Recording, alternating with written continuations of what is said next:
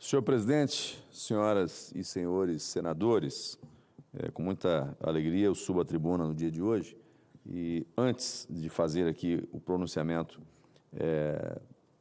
que quero fazê-lo nesse momento, gostaria de registrar a presença no Senado Federal do pastor Vanderlei. O pastor Vanderlei está conosco aqui na tribuna de honra do Senado Federal.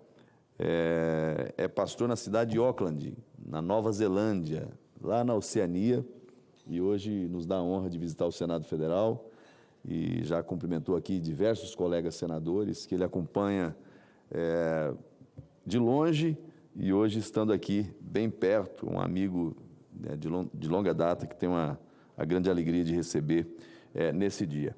Mas, senhor presidente, o debate estava caloroso aqui no tema dos jogos e, senador Magno Malta, nesse tema dos jogos eu fico com o data-povo, aquele sentimento da rua, do olho no olho, né?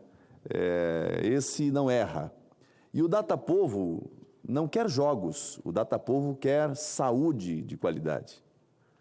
O data-povo, ele não quer legalização da jogatina, ele quer segurança pública de qualidade.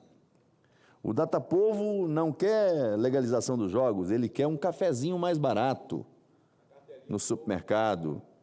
O data-povo quer uma cartela de ovo mais barato, né? O data-povo quer uma gasolina mais barata. O data-povo quer um governo que não roube aposentados. Então, eu respeito a divergência, respeito o debate, eu acho que cada parlamentar tem as suas convicções e deve sustentá-las com as convicções que tem. Eu respeito, repito, a divergência, mas nesse tema dos jogos, eu tenho posição clara. Eu sou contra a legalização dos jogos no Brasil, porque isso é um mal para a sociedade. Essa é a minha opinião. É a minha opinião. E eu não preciso olhar muitas estatísticas, eu só preciso olhar para o que aconteceu recentemente. Há pouco tempo atrás, nesse mesmo plenário, nesse mesmo parlamento, alguém chegava, senador Girão, e diria o seguinte: não, nós temos que regulamentar os jogos online, né, porque isso vai aumentar a arrecadação, isso vai garantir investimento para isso, para aquilo outro. Qual é o resultado que nós temos hoje na prática? A teoria aqui foi uma. Qual é a prática? A prática é um movimento bilionário de recursos, é o vício, é a ludopatia crescendo no Brasil, é a dependência em jogos crescendo no Brasil, é pessoas tirando dinheiro da comida para colocar nos jogos, é pessoas tirando dinheiro da família para colocar nos jogos, e aí nós temos essa desgraça, esse mal que assola o Brasil e duas CPIs, pelo menos, instaladas em funcionamento no Senado Federal, investigando práticas criminosas, organização criminosa que tomaram conta desse ambiente, né? Outros que simplesmente estabeleceram os seus negócios em plataformas fora do país, em paraísos fiscais, mas que operam no Brasil. A empresa está lá fora, mas operam aqui, o meio de pagamento é do Brasil, recebe inclusive em Pix, né? E enganando as pessoas, enfim. Então, essa pauta, para mim, é uma pauta que, assim, nós já conhecemos o mal que a jogatina causa. Então, nós não temos que avançar. Pelo contrário, eu defendo a pauta de desfazer aquilo que foi um equívoco, que foi a aprovação dos jogos online no Brasil. Mas o outro tema que eu queria trazer para o debate hoje, senhor presidente, é porque os jornais, no final de semana e no início dessa semana, eles manchetizaram um fato que me chamou a atenção. A costura de um acordo, de um entendimento, para dar um caminho de solução para uma crise que está instalada no Brasil e que não se pacifica. Essa questão do 8 de janeiro, as condenações que estão sendo praticadas no âmbito do Supremo Tribunal Federal. E aí eu observo um movimento político e se estão certos os jornais, se os jornais estiverem certos nas suas afirmativas é algo preocupante, porque os jornais estão dizendo que há acordo político sendo construído, inclusive com a concordância daqueles que julgaram e condenaram, na extensão que condenou, os réus do 8 de janeiro. Bom, se isso é verdade, aqui eu estou diante de uma situação em que se confessa a desproporcionalidade, em que se confessa o exagero, em que se confessa o erro no tamanho, na dosimetria das penas aplicadas no âmbito desses réus. E aí, eu entendo o esforço de quem está tentando produzir aqui uma solução legislativa que implique em tirar o peso da vara da justiça que hoje assola centenas de brasileiros. Mas eu tenho uma preocupação. Pena aplicada não se reduz por via legislativa. O legislativo não é instância, não é foro adequado para a revisão de pena. Revisão de pena acontece e deve acontecer dentro do próprio judiciário.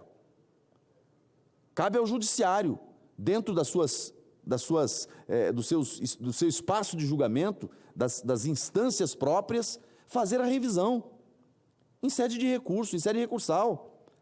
Agora, quando nós estamos diante de uma situação em que, no nível mais alto, na mais alta corte do país, se pratica injustiça, ao invés de condenar